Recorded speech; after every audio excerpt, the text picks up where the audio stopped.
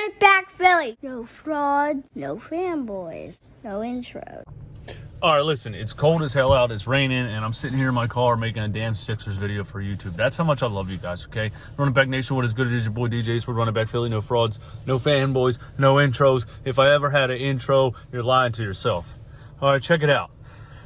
Tonight on Playback TV at 9 p.m., we're going through the Mavericks game and we're going through both Miami Heat games, and we're looking at the Sixers in depth and kind of talking about, why it looks like they play better without Joel Embiid currently, and we're looking at the lineups and what went right, what went wrong, and really trying to talk about what's going on with this team. That's tonight at 9 o'clock on Playback TV, playback.tv/RunItBackPhilly. Be there at 9 o'clock tonight, Eastern Time. Let's get into the business.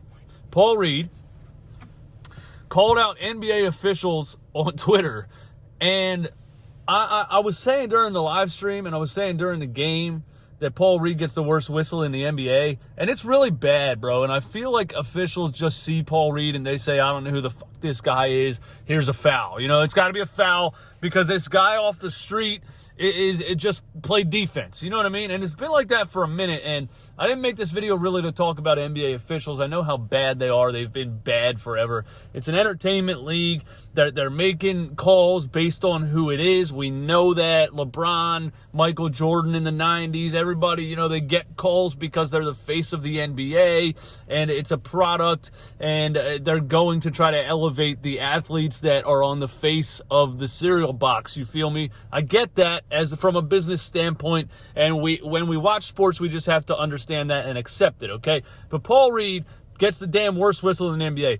Tyrese Maxey gets like the second worst whistle in the NBA, all right? But Paul Reed gets a bad one, okay? So Paul Reed put this on Twitter talking about NBA officials.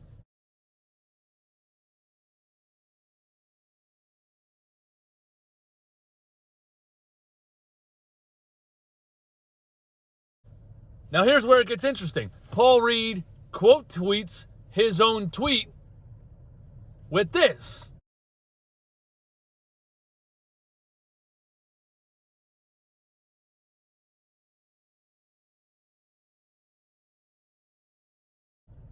I just want to know what I'm doing wrong so I don't lose my minutes. And then he replied to it with this. So Paul Reed straight up said, if NBA officials keep calling fouls on me when I'm not fouling people, I'm going to lose my minutes. And then he changed it to getting in foul trouble or whatever. But we know what he meant. We know what he meant. If he fouls too much, Doc Rivers is going to punish him by not playing him anymore. That's exactly what he said. That's what he meant. He said what we know he said. He said what we know we mean, and we know what he's talking. We know exactly what he's talking about. We know exactly what he's talking about.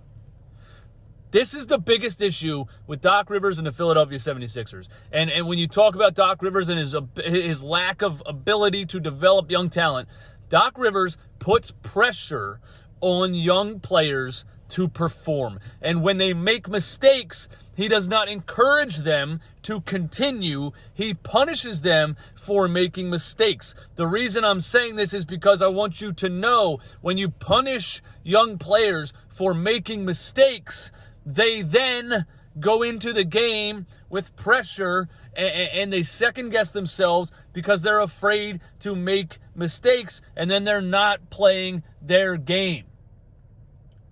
In turn, that player does not develop because every time he's on the floor, he's thinking about what he's doing and he doesn't want to make a mistake. This is why Doc Rivers cannot develop young talent. He thinks the talent has to be at a certain standard because he is a legendary Hall of Fame coach. And if you don't live up to that standard, you don't qualify and you flat out don't get to play.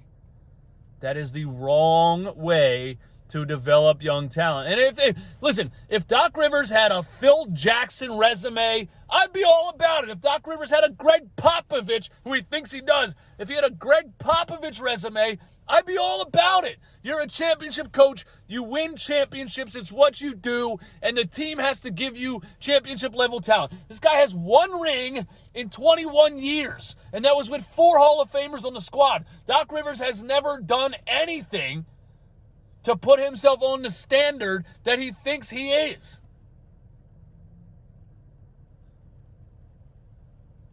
I say this because the Sixers are creeping very close to this cliff that they're going to fall off of. They're creeping very close to this cliff. It's not going to be a slow decline. They don't own a first-round draft pick until 2029. They have no cap space. It's not going to be a slow decline. It's going to be a cliff.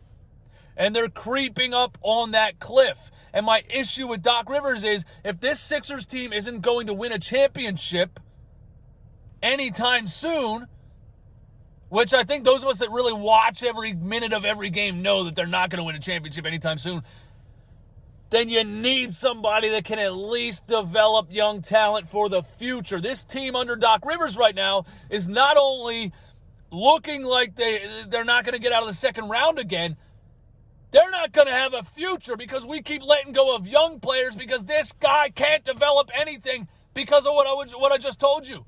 Isaiah Joe, Charles Bassey, Matisse Thybulle. Oh, when's it going to end? When's it going to end? Paul Reed earned his spot at backup center. And just watch what happens if he continues to get the whistle that he's getting right now. I'm glad I got that out of my system. Thank you for tuning in.